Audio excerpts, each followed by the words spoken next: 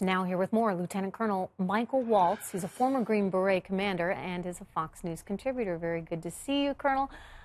Wow, we were just talking about how there's been such an improvement in the fight against ISIS, and they've got far less territory, but they almost don't need territory. They don't need territory, right? I mean, because they can do so much damage in these lone wolf-style attacks. Do we work with Putin? Can we work with Putin on this as we try and deal with this serious issue?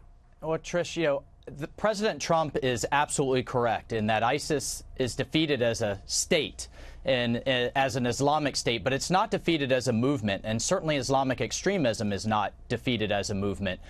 Frankly, I'm surprised that Russia hasn't been on the receiving end of more of these attacks, given that it's sided with the Assad regime in Syria, and its airplanes have literally bombed and strafed the Sunni opposition for years now. So I think, given that Putin just signed a major agreement with the Assad regime, which is aligned with Iran, to expand its presence long-term and permanently in Syria, I think that, we're going to see more of these attacks. In Afghanistan, 20 of the 40 of the world's recognized terrorist groups exist in the Afghanistan-Pakistan border region. And this is why President Trump's decision was so bold and so critical to stay engaged there. Look, either we're going to fight it and fight this war in places like Kabul and Kandahar, or we're going to fight it in Kansas City. And then, Trish, if I can just mention, a number of these groups, the terrorist groups and a number of rogue regimes,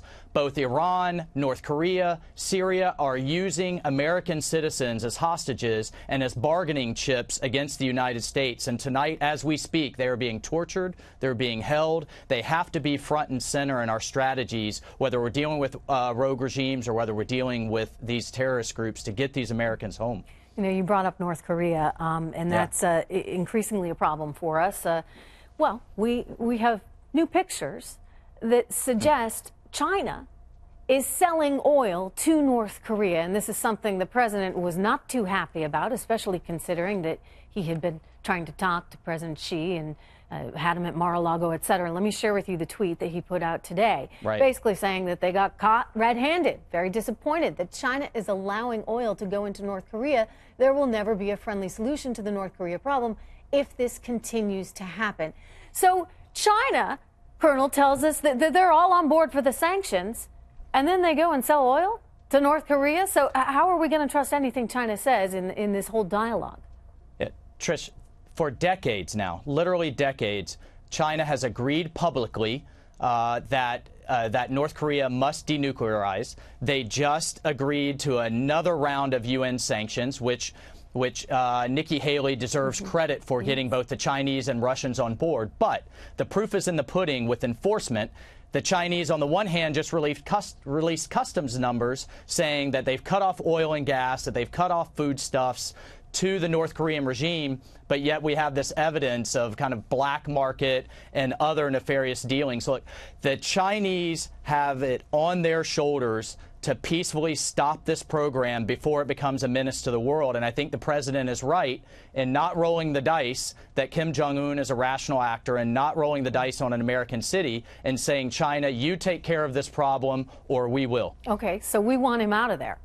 We do not want a Kim Jong-un run Well, to be clear, the policy is not regime change. The policy is, Kim Jong-un, China, you can have your puppet government and you can have your surrogate, but we're not going to allow his finger on a nuclear-capable ICBM capable of taking out an American city. And it's worth pointing out that our ground-based missile defense in California and in Alaska is only about 50% effective. I'm not willing to take that bet once a North Korean ICBM is in the air. No, I got to leave it there, but I would only point out there are a lot of economic options here. In other words, we can get tough with China, and it doesn't have to be using the military. We can actually say, everything.